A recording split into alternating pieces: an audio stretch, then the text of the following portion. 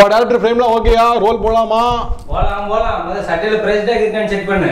வேற இங்க இருக்கா? இல்ல என்ன? நான் இப்ப பேச அன்னைக்கு விட்டல்ல. நீ கூட பேடு என்ன? நீ பார்த்து சொல்லிருக்கலாம்ல. சட்டை போற உனக்கு தெரிய வேண்டாமாயா? பொதுவா வாட்டர் கார்ட்ஸ்னு கீழே டெக்ஸ்ட் போடுவோம். அதுக்கு பதிலா இது மூலமா டால்ஃபின் கேஷுவல்ஸ்க்கு ஒரு விளம்பரம் கொடுக்கலாமே அப்படின்னு நினைச்சேன். சமாளிக்காத விஷயத்துக்கு வா. சரி, நான் ஃப்ரீயா விடுறேன். என்ன சொல்றேன் அப்படின்னா, மக்களே, நாங்க போன எபிசோட் நடந்தது தப்பு தான். அதனால நீங்க என்ன பண்றீங்க? உங்க வீட்டு பிள்ளையா நினைச்சு எல்லாரும் என்னை மன்னிச்சிருங்க. அதேதான்.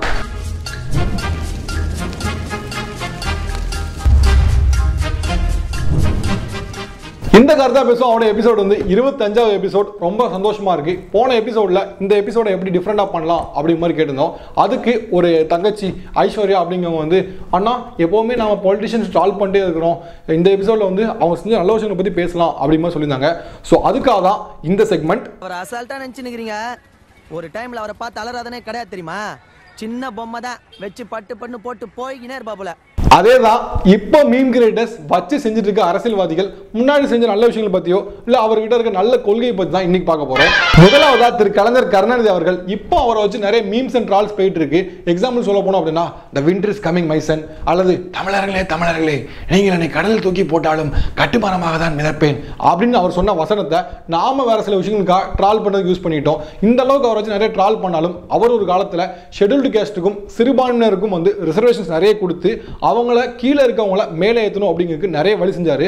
அது மட்டும் இல்லாமல் ஆண் பெண் அப்படின்னு சொல்லி 2 இனம் அப்படின்னு இருந்த பட்சத்தில் திருநங்கைகள் அப்படின்னு சொல்லி ஒரு டேர்ம் காயின் பண்ணி அவங்களுக்கு 3வது பாலினமாக அங்கீகரிச்சதுல அவரோட பங்கு மிகப்பெரியது. அடுத்ததா திரு வைகோ அவர்கள், அவர் மேல பல கிண்டல் கேள்விகள் வைக்கலாம். உதாரணம் சொல்ல போனோம் அப்படின்னா, அவர்னா சுகர் பேஷண்டா, எப்போ பார்த்தாலும் வாக்கிங் போயிட்டே இருப்பாரா அப்படிங்கிற மாதிரி. ஆனால் முக்கியமாக சொல்ல போனோம் அப்படின்னா, ஸ்டெர்லைட்லேருந்து இப்போ இருக்க ஹைட்ரோ கார்பன் ப்ராஜெக்ட் வரைக்கும் மக்களுக்கு எதெல்லாம் அச்சுறுத்தலாக இருக்கோ அதெல்லாம் எதிர்த்து போராடிட்டு இருக்காரு.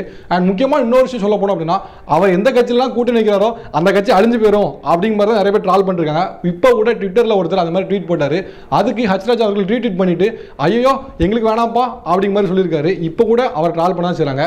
முக்கியமாக இன்னொரு விஷயம் சொல்ல போனோம் அப்படின்னா, ஸ்ரீலங்காவில் போர் உச்சகட்டத்தில் இருந்தப்போ வந்து அங்கே நடந்த இனப்படுகொலையை வந்த டாக்குமெண்ட்ரியை அவரும் அவர் கட்சியினரும் வந்து தமிழ்நாட்டில் ஒன்று போய் சேர்த்ததுல அவருக்கு முக்கியமான பங்கு இருக்கு. அடுத்ததா திரு ஓ பன்னீர்செல்வம் அவர்கள், திரு ஓபிஎஸ் அவர்களை வச்சு நிறைய மீம்ஸ் அண்ட் ட்ரால்ஸ் வந்துச்சு. உதாரணம் சொல்ல போனோம் அப்படின்னா, ஜல்லிக்கட்டு போராட்டப்போ வந்து அவரையும் மிச்சரையும் கனெக்ட் பண்ணி இவர் ஒரு மிச்சர் முதல்வர் அப்படிங்கிற மாதிரி சில கிராபிக்ஸ்லாம் பண்ணி ஜல்லிக்கட்டு ப்ரொடெஸ்டப்போ கையில் வேற வச்சிருந்தாங்க. அவர் செய்த நல்ல விஷயம் அப்படின்னு சொல்ல போனால், முக்கியமாக வரதா புயல் அப்போ சென்னையை ஃபாஸ்ட்டாக ரெக்கவர் பண்ணதில் நிறைய விஷயங்கள் பண்ணார். அதில் அவரோட பங்கு ரொம்பவே முக்கியமானது. அடுத்ததான் நம்ம லிஸ்ட்ல இருக்கவர் வந்து திரு கேப்டன் விஜயகாந்த் அவர்கள். கேப்டன் விஜயகாந்த் அவர்கள் நடிச்ச படத்துல இருந்து நிறைய சீன்ஸ்லாம் எடுத்து மீம்ஸ் அண்ட் ட்ரால்ஸ் பண்ணாங்க. அப்புறம் அவர் அரசியல் வந்ததுக்கு அப்புறம் ஸ்டேஜ்ல அவர் பேசுற விஷயங்கள், மேடை பேச்சுகளை வச்சு நிறைய மீம்ஸ் அண்ட் ட்ரால்ஸ் பண்ணாங்க. ஆனா கேப்டன் விஜயகாந்த் அவர்கள் வந்து ரிப்போர்ட்டர்ஸ் யாருமே நீங்க இந்த உதவி செய்யல, நீங்க இது பண்ணிருக்கலாமே அப்படின்னு கேட்கறதுக்கு முன்னாடியே அவர் நடிகர் சங்கத்தில் தலைவராக இருந்தப்போ நிறைய கலை நிகழ்ச்சிகள்லாம் பண்ணி அதுலேருந்து கரெக்டான அமௌண்ட்டை வந்து கார்கில் போருக்காக டொனேட் பண்ணாரு. அந்த அளவுக்கு ஒரு பரந்த மனம் கொண்டவர்னு சொல்லணும். அண்ட் இது மட்டும் இல்லாமல் நிறைய சோஷியல் சர்வீஸும் பண்ணியிருக்காரு. இப்படி சமகாலத்தில் மீம்ஸுக்காக மட்டுமே பல தலைவர்களை பயன்படுத்திட்டு இருக்கோம் அப்படின்னு நினைச்ச நாங்க அவரோட பண்ண நல்ல விஷயங்கள்ல கொஞ்சம் சில விஷயம் சொல்லலாம் அப்படின்னு நினைச்சோம். அதுக்கு தான் இந்த செக்மெண்ட். அண்ட் இனிஷியேட் பண்ண ஐஸ்வர்யா அப்படிங்கிற தங்கச்சிக்கு ரொம்ப நன்றி. மறைந்த முதலமைச்சர் செல்வி ஜெயலலிதா அவர்களோட சொத்து குவிப்பு வழக்கு வந்து கர்நாடகாவில் இருக்க கோர்ட்ல நடந்துச்சு. அப்போ பல கோடி ரூபாய் செலவாச்சு. அந்த செலவெல்லாம் தமிழ்நாடு கவர்மெண்ட் தான் ஏத்துக்கணும் அப்படிங்கிற மாதிரி சொல்லியிருக்காங்க. எனக்கு என்ன டவுட்னா, இந்த தொகையெல்லாம் நம்ம ஆட்கள் எப்படி கொடுப்பாங்க? அபராதத்தை சங்கத்துல நிறுத்து கட்டு. சங்கமே அபராதத்துல ஓடிக்கிட்டு எங்கும் ஆதார் கார்டு, எதுலையும் ஆதார் கார்டு, அந்த அளவுக்கு ஆயிடுச்சு ஆதார் கார்டோட கட்டாயம். ஏன் சொல்றேன் அப்படின்னா, புதுசா ரூல் ஒன்று கொண்டு வந்திருக்காங்க. என்ன அப்படின்னா, ஜெயிலுக்கு உள்ள இருக்கவங்களை நீங்க பார்க்க போறீங்க அப்படின்னா உங்களுக்கு ஆதார் கார்டு கட்டாயம் அப்படிங்கிற மாதிரி சொல்லிட்டாங்க.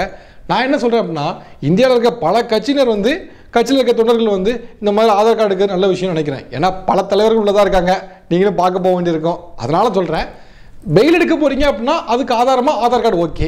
ஆனா ஜெயிலுக்கு உள்ள இருக்கவங்கள பார்க்கறதுக்கு ஆதார் கார்டுன்னு தெரியல. ஒரு படத்துல திருநங்கை ஒருத்தங்க ஒரு வசனம் ஒன்று பேசுவாங்க, பஸ்ல போனா ஆண் சீட்டும் தனியா இருக்கு, பெண் சீட்டும் தனியா இருக்கு, எங்களுக்குன்னு ஒரு சீட் இருக்கா? சரி, வெளியில போனா ஆண் கழிப்பறையும் தனியா இருக்கு, பெண்கள் கழிப்பறையும் தனியா இருக்கு, எங்களுக்குன்னு ஒன்று இருக்கா அப்படின்னு சொல்லி இப்போ அந்த கேள்விக்கு விடை கிடைச்சிருச்சு. என்ன அப்படின்னா, பெண்களுக்கு தனியா ஆண்களுக்கு தனியா கழிப்பறை இருக்க மாதிரி இப்போ திருநங்கைகளுக்கும் தனி கழிப்பறை வரதா சொல்லியிருக்காங்க. அண்ட் இன்னொரு விஷயம் சொன்ன மாதிரி, பஸ்லையும் ஆண்களுக்கு பெண்களுக்கும் சீட் இருக்க மாதிரி விரைவில் திருநங்கை அவர்களுக்கும் தனி சீட் வந்தால் நல்லா இருக்கும். போன கேபிஏல இந்த கேபிஏ 25 எப்படி இருக்கணும் அப்படிங்கிற மாதிரி கேட்டிருந்தோம். அதுக்கு நீங்கள் நிறைய கமெண்ட்ஸ் பண்ணியிருந்தீங்க. அந்த கமெண்ட்ஸ்லாம் பேஸ் பண்ணி தான் இந்த ஷோ இப்போ வரைக்கும் போயிட்டு இருக்குங்கிறது உங்களுக்கு தெரியும். அண்ட் வரப்போகிற போர்ஷனும் அதே மாதிரி தான். அதுக்கு முன்னாடி இப்போ இருக்க 2 comments வாசிச்சிடலாம். I really don't understand what you guys stopped adding the snippet of the comments show the snippet while reading the comments or at least show it for few seconds. You got at least 24 hours for editing. கண்டிப்பாக காமிச்சிடும் brother. இதிலே உங்கள் படம் வந்திருக்கும். இனிமேல் வரதில் கண்டிப்பாக காமிச்சிடும், எந்த மாற்றமும் இல்லை. ஓகே, அடுத்த கமெண்ட்டில் சூப்பர் ப்ரோ நல்லா இருக்குது, KP25 உங்கள் ஃபேன் யாராவது கூப்பிட்டு லைவ் ஸ்ட்ரீம் பண்ணலாம், நல்லா இருக்கும், முடிஞ்சால் ட்ரை பண்ணுங்கள், all the very best for your team to achieve 25th KPA அப்படின்னு தைட திட்டம் அப்படிங்கிற சொல்லியிருக்காரு. ஃபேன்ஸா யார் பாது க்ரௌடு? சரி, யாரோ நீ ஆசைப்படுறீங்க, இன்ட்ரெஸ்டாக இருக்கவங்களாம் வந்து கீழே கமெண்ட் பண்ணுங்கள், அதையும் வேறு ஒரு எபிசோடில் பண்ணிடலாம். ஓகே, KPA 25th அப்படின்னால கொஞ்சம் டிஃப்ரெண்ட்டாக இருக்கணும் அப்படிங்க வேறு சில விஷயங்கள்லாம் பண்ணோம். 25th எபிசோட் அப்படிங்க டிஃப்ரெண்ட்டாக பண்ணீங்க, ரொம்ப நல்லா இருக்கு, இல்லை இதுதான் உங்கள் KPA 25th அப்படிங்கிற மாதிரி நினச்சாலும் கீழே கமெண்ட் பண்ணுங்கள். எல்லா விஷயத்துக்கும் அடுத்த வீடியோவில் ரிப்ளை பண்ணுறேன். ஆனால் அதுக்கு முன்னாடி வேற ஒரு செக்மெண்ட் ஒன்று வந்துட்டு இருக்கு, அதாவது வேற போர்ஷன். முருகானந்தம் டி அப்படிங்கிறவர் வந்து உங்கள் KPA 25th ஆஷிக்கு மாதேவனையும் கூப்பிட்டு சீஃப் கெஸ்ட்டாக ஒரு ஷோ பண்ணுங்க அப்படின்னாங்க. அதுக்காக அவங்க 2 பேரும் வர வச்சிடலாம். சொன்னோன்னு அழைப்பை ஏற்று அன்டைட்டில் ஷோலேருந்து வந்திருக்க ஆஷிக் அவர்களே, வணக்கம். மாத்தியோஸ்லேருந்து வந்திருக்க மாதேவன் அவர்களே, ரொம்ப நன்றி. வந்தாச்சு. ஆடியோ லான்ச்சில் ஏதாவது புகழ்ந்து பேசுவாங்கல்ல, அவர்களே இவர்களேன்னு அது மாதிரி ஏதாவது பேசிட்டு கிளம்புவோம். புகழ்ந்து பேசணும். ஸோ இது ரொம்ப சந்தோஷம். KPA வந்து 25th எபிசோடு வந்து வந்திருக்கு. KPA வந்து ஒரு அருமையான கேம் ஷோ. என்னது இல்லைங்க, முழுசாக கேளுங்க, சொல்லிக்கிறேன். அதாவது நாட்டுக்குள்ள நிறைய இல்லீகல் கேம்ஸ்லாம் நடந்துட்டு இருக்கு, அதெல்லாம் ஸ்பாட்லைட் போட்டு காட்டுற ஒரே தைரியமான ஒரு காமெடி கலந்த ஒரு ஷோ. போதுமா விட்டு போதில்ல. சரி, ஓகே, தொடர்ந்து இன்னும் 50, 100, 150 அந்த மாதிரி ஷோ போயிட்டு ரன்னிங் சக்ஸஸ்ஃபுல்லி அதெல்லாம் போகணுன்றதான் எங்களோட விருப்பம் கூட. அப்படியே நம்ம வீடியோலாம் பார்த்துருங்க, வீடியோ ஸ்பாட்டில் promotion. KPA 25th episode humble hats off, new India is born அதான் சொல்லணும். ஏன்னா நிறைய விஷயங்கள் எங்கள் ஷோவில் பேச முடியாத விஷயங்கள்லாம் KPA அவர் பேசுகிறாரு. இன்றைக்கி வந்து ஒரு ஹவுஸ்ஃபுல் ஷோன்னு சொல்லலாம், இடமே இல்லை ஃப்ரேமில். ஆமாம், ரொம்ப கன்ஜஸ்டடாக இருக்கா என்னப்பா அது? இல்லை, உங்களுக்கு பிக்கப் ஆகாது. இப்போ நீங்கள் பேசுறது வேஸ்ட் தான். எக்கச்சக்க இன்டர்வியூஸில் நிறைய பேர் வந்து நெடுவாசலை பற்றி பேச மாட்டீங்களா, பேசுங்க, அதுக்கு ஒரு வீடியோ போடுங்க அப்படின்றீங்க. இதுதான் இப்போ ரொம்ப நாட்டுக்கு முக்கியமாக விவசாயிகள் கஷ்டப்படுறாங்கன்னா சொல்கிறீங்க. உங்களோட கேள்வி ரொம்ப வேலிட் கேள்வி. எங்களோட பார்ட் ஆஃப் ஜாப் என்னவோ நாங்கள் பண்ணிட்டு இருக்கோம். அதுதான் நாங்கள் ஒரு பிள்ளையை வளர்த்துக்கிட்டு இருக்கோம். வளர்ந்துட்டாரு ஏற்கனவே, இதுக்கு ஒரு வளர்க்க வேணாம். யா, இவ்வளோ ஒரு உயர்ந்த மனிதரை ஹைட்டில் அவர் வந்து விவசாயிகளுக்காகவும் நெடுவாசல் பிரச்சனை அப்படின்னு ஒன்று வந்தா, இல்லை பாலிடிக்ஸ் ஏதாவது ஒரு பிரச்சனை வந்தா எல்லாத்தையும் எடுத்து மூச்சு முட்டை திணற ஒரு ஷோ பண்ணிட்டு இருக்காரு. நல்ல கருத்துக்களோட ஷோ பண்றாரு. இன்னும் அதுக்கு நன்றி சொல்லி முடிச்சிட்டீங்க. அப்படிலாம் முடிக்க முடியாது, இன்னும் எவ்வளவு செய்ய வேண்டியிருக்கு. ஆமா, இப்போ எவ்வளவு மீம்ஸ் போயிட்டு இருக்கு. அதுல இப்போ ஒரு மீம் ஒன்று வந்திருக்கேன், அந்த என்னது லெஜெண்ட்ஸ் வாட்ச் அப்படி நான் ஒன்று சொல்லணும்ல, நான் சொல்லிடுறேன்.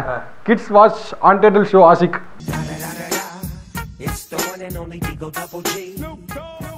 முடிஞ்சு ஃபர்ஸ்ட் ரோலே செஞ்சிட்டாங்க நம்மள. மென் வாட்ச் மாத்தியோசி மாதேவன்.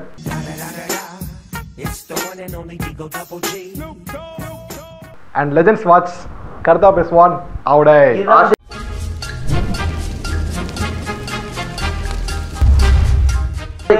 ஆஷிக் இது நம்ம கூப்பிட்டு வச்சு செய்யறாங்க. நான் கொஞ்சம் கடுப்பாய் ஏஞ்சி போறேன். அப்பதான் வந்து TRP ஏறும். இல்ல அடிதடி அரசியல் எங்களுக்கு ரோலிங்ல இருக்குல்ல, எந்திரிச்சு போறானா? இல்ல சீரியஸாவே சொல்றேன், க்ளோஸ் வச்சுக்கோங்க. அவளே சீரியஸா சொல்றேன். நீங்க மீம் போடலாம், அதுல லாஜிக் இருக்கான்னு பாத்துட்டு போறேன். அவளே இல்ல பரவாயில்ல, எனக்கு TRP வந்தா போதும். கோமா கிளம்புறேன், நான் ஃப்ரேம்ல வரணும் தெரியும், டிஸ்டர்ப் பண்ணணும் தெரியும், கோமா கிளம்புறேன். இந்த மாதிரி நீங்க இப்பெல்லாம் பண்ண கூடாது, பயப்பட பண்ணலாம். சிரிச்சே கிளம்புற ஒரே நீங்க தான்டா. சரவணம்பட்டி அப்படிங்கிற பகுதியில் போலீசார் வாகன சோதனையில் ஈடுபட்டு இருக்கும்போது 1,30,00,000 ரூபாய்க்கு பழைய 500 நோட்டும் 1000 நோட்டும் மாட்டிருக்கு. என்னாச்சு, இந்த நோட்டில் எங்கே கொண்டு போறீங்க, என்ன விஷயம் அப்படின்னு கேட்கும்போது, ஐயா தப்பாக நினச்சிக்காதீங்க, இந்த ரூபாய் நோட்டில் புது நோட்டாக மாற்றுறதுக்காக RBIக்கு போயிட்டு இருக்கேன் அப்படிங்கிற மாதிரி சொல்லியிருக்காரு. இது எப்படி தெரியுமா இருக்கு? என்னையா இன்சூரன்ஸ் டேட் முடிஞ்சு 6 மாசம் ஆகுது சார். நான் இப்போ அதுக்காக போயிட்டு இருக்கும்போது தான் சார் ஓ இப்போ இன்சூரன்ஸ் கட்ட தான் போயிட்டு இருக்கா? ஆமாம் சார். இப்படிதான் நம்ம பசங்க ஏதாவது போலீஸ்காரங்கிட்ட மாட்டிக்கிட்டோன்னா பதில் சொல்றதுக்கு ஒரு டெம்ப்ளேட் ஒன்று ரெடி பண்ணி வச்சிருப்போம்ல, அந்த மாதிரி அவரு சொல்லி தப்பிக்க ட்ரை பண்ணியிருக்காரு. பட் இதெல்லாம் நம்புவாங்க நம்ம போலீஸ்காரங்க? இல்லை.